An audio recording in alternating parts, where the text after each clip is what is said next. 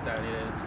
They get falsely reported as malicious viruses to Avast antivirus, just random nonsense like that.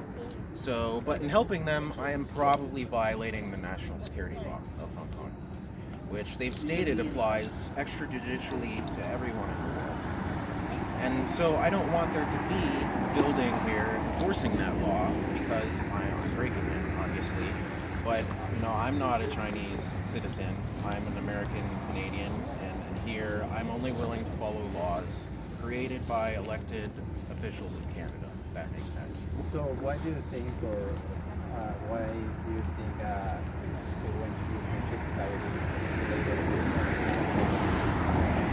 I don't think they're the ones who've been cyber attacking our website specifically, but I think they've been harassing someone. Their existence here is suspicious. They've claimed it's needed for renewing driver's license and IDs and such, but every country in the world does that at the consulate for the most part.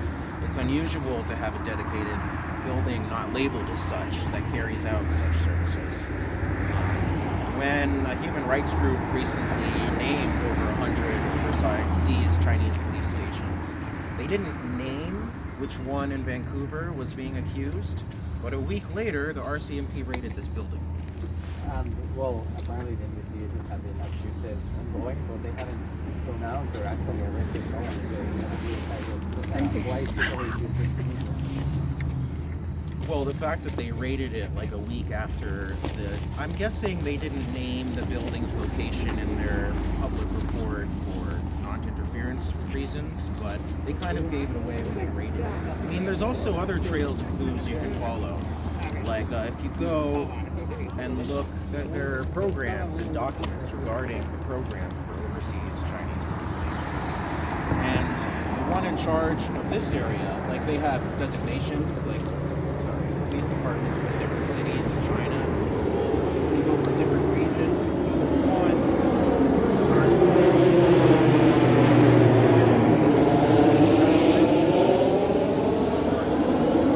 a lot of chatter about that, and it just seems suspicious. They also conduct a lot of lobbying here. You can see most prime ministers have been in this building. I think it's kind of suspicious too. They tend to, in my opinion, go to kind of gray area in Canadian law, wherein the Canadian authorities have released statements lately claiming that they feel they lack legal tools. Like they don't know what kind of crime this is. Like if I go and say, hey, you shouldn't say that, or something might happen to your family member. Something. Is that a threat? How do they interpret that legally speaking? They don't really know how.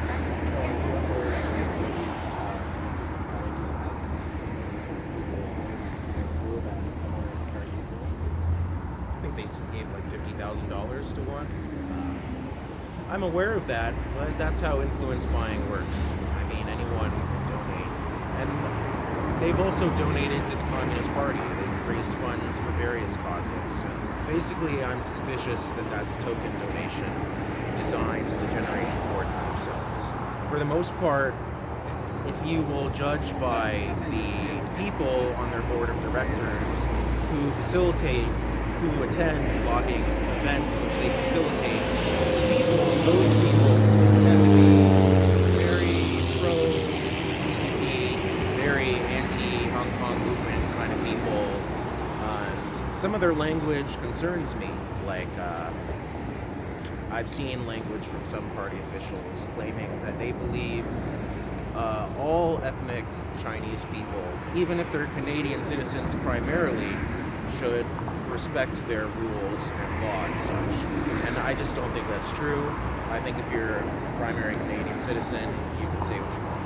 So correctly, if I'm wrong, so you are the leader of this Facebook group called Hong Kong Defense Force? Initiative. We've just been, I have a small group of people. We've helped them raise funds and donate and do things like this, watch their website, keep it hosted and running, watch for cyber attacks and stuff like that.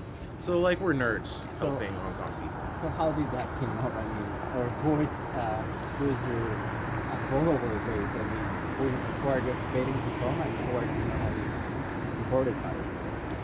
A lot of the groups who said they're sending people, I mean, well, me personally, I come from a tech industry background. I work in the cryptocurrency industry. And there's actually a lot of Hong Kong people in my industry. I've had some as investors, as backers, as partners. And I guess that's how I started getting interested in this kind of movement, just by the sheer number of colleagues I have from a Hong Kong background. Some of them have been very helpful to me as I've run a startup, like one of them's an angel investor. And they just seem nice, like they want to, I just have good impressions of Hong Kong people I've known personally, I guess. And they would always talk about this. It was their thing. Like they would always complain about their feelings of political persecution. And they would be constant about it, and sometimes quite loud about it. Like they're upset. So are they planning to join you or being motivated? Who is planning to join? Well, it's hard for me to estimate turnout. I know how many people responded to the Facebook event, but a lot of people will show up and choose to ignore Facebook due to hating Facebook or maybe due to trying to protect their privacy or some such. I got the feeling that a lot of people were nervous to host an event here. And I waited for a while before doing this, and I became frustrated with the feeling I got that it seems like people were nervous to protest here. Because there shouldn't be a specific place that's off limits to freedom of assembly or speech in Canada, regardless of what that place allegedly does or who allegedly operates that place, if that makes sense. I wanted to demonstrate that it's safe to have a demonstration here in the hopes that other people can not be afraid to do so. This is really my primary goal.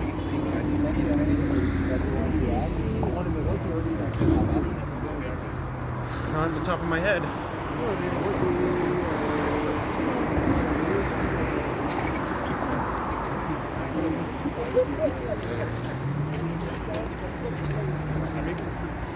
Which one are you guys from?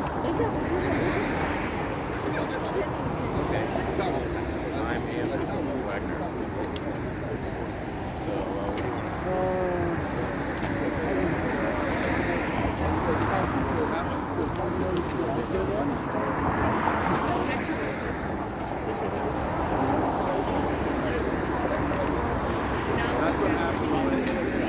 A lot of Canadians are worried about their jobs, frankly. Like, I had a lot of my friends who said, sorry, I can't go to the protest because I work in Richmond and I might get fired, is what some people, one guy straight up told me that. And that's a concern. Like, people have kids, people have things they got to worry about, responsibilities. Maybe they have a small business that they don't want to get review bombs on Yelp or whatnot. I work for myself. I'm self-employed, so you cannot get me fired.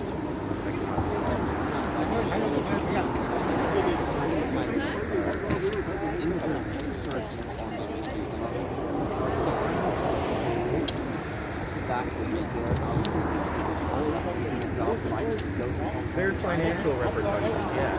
I know some people who said, I know one guy who said, sorry, I can't come because I have a business partner in Shenzhen. Things like that, where basically they're concerned about, and think of it from his perspective. He has investors in his company, his partner in his company in Shenzhen. His investors will be pretty mad at him if suddenly he loses a business deal because of his personal idea. So a lot of people just won't do it, right? They're nervous for that reason. And but I'm self-employed probably all the time.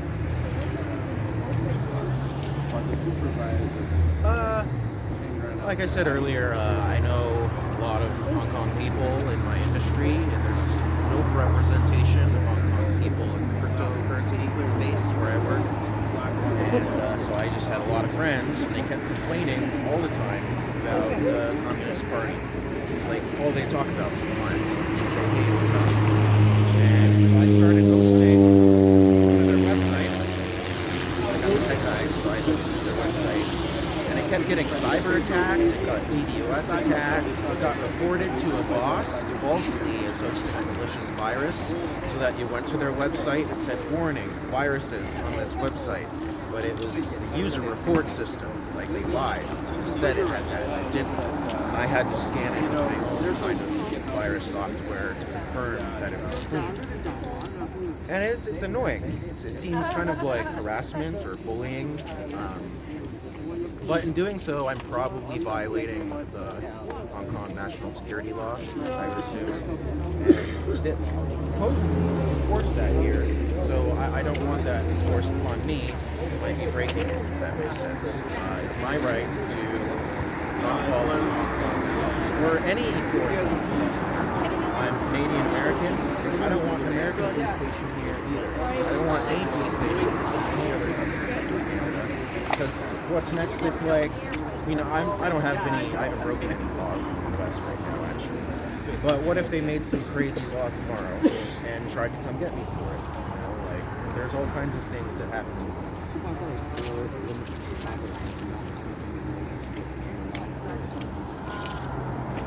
No, I've never been harassed in person. I'm not too worried about that, really. I have no family in Hong Kong or China to be harassed. My family is safely back in America for the most part, and I don't think they'll be harassed. But I shouldn't say that. But even then, I'm not inclined to censor my opinions. I believe in local politics, and in British Columbia, where I'm a resident, I don't want this building here, as a resident of this college. Are you expecting our government to do something about it? Well, I would like that because the RCMP have released statements about their attempts to deal with this issue. And statements from Canadian authorities generally indicate that they don't have the legal tools required to effect a prosecution of this nature. Basically, a lot of what they do here, or allegedly do here, it's being investigated, right? They're innocent until proven guilty in the Canadian court of law. They have that right. But what they're being investigated for is things that exist in a gray legal area, okay? Like, it's illegal for me to say, don't protest the Hong Kong national security law, or I will hurt your family. But is it illegal to say, don't protest that law, or something might happen to your family? You never know. I think they'll be subtle, and they're very good at getting close to the line and not crossing the line.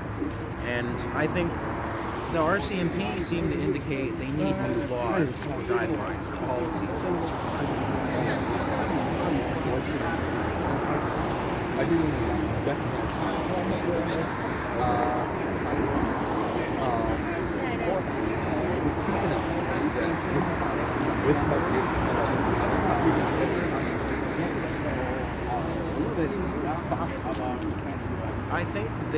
I think it hurts their ego, because if I was a cop, I'd be like, this is my city. There's no other cops in my city.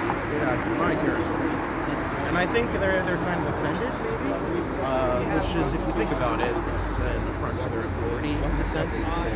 I spoke to the RCMP there in the background somewhere watching, just in case. But in general, they're very supportive. They're investigating this building. They've investigated it previously, but they were unable to lay charges in the past. Last, it was alleged vote buying activities, which was, again, towing the line. Like, they didn't pay for that person to vote. They just offered rides, and here's a water bottle when you get there, and all the politicians they suggest, they promote, happen to be postseason. And if you go there, they pay your transportation. But they don't pay you for voting itself, right? These are interesting legal gray areas. I think a foreign registry might help. At this point, the last poll said 88% of Canadians want a foreign agent registry. Okay, and at that point, it can't just be Hong Kong people, because 88% of Canadians is bigger than the percentage of white people of Hong Kong. There's no one group of people that makes up 88% of Canada. clearly it's a multi-coalition wide variety of Canadians who want to forward agent registry at 88%. And maybe I think that would make some people feel better, like if it was labeled as such, or maybe then the RCMP could have new tools, like they could make laws like people on the forward agent registry can't engage in this activity, or they lose their license to lobby in Canada. You know, maybe they could do something like that. But it's without some change to policies of this type of behavior. I'm concerned about their ability to affect prosecution. I think the second time there's no changes might not like the first time. And at some point, you know, how many times they have to be rated by the RCMP before we start to get, you know, frustrated. For me, it was twice. So, Andrew, you got some support from democracy activists in the local paper, Richmond News, saying that it's important because you're right that you're protesting, and that this doesn't happen very often. So, with that said, are you concerned that you could be planned racist? not really. I think it would be difficult to make such an accusation. Like a long time ago during the Trump era, I just cut ties with anyone remotely into that kind of movement. Like unfriended people on Facebook. I run an ESL group, Conversational English, so it's a free volunteer thing where I just help international students practice English with each other. And I'm married to a Filipino woman. I don't think such accusations would be believable, really, given the circumstances, my background. Like, I don't basically know. What a lot of people that I've talked to are concerned about is their jobs. So I had one guy said, these are mostly white guys, you know, one said, I can't come because I work in Richmond and my boss might fire me. And another guy said, I can't come because my company has a partnership with a company in Shenzhen and we'll lose our partnership. So the prevailing pattern I've seen is people will be threatened, you know, with loss of ties or threats to their livelihood, which I guess that's what being called racist would do as well. You know, people, especially, you know, I've had people say, well, I can't do that because I run a small business. What if I get yelled or bombed? I have 2 kids to feed. How am I going to deal with that? But, you know, I don't have a small business. I'm self-employed. I have no kids to feed, so I figured I could do this. Oh, it's getting a bit more crowded.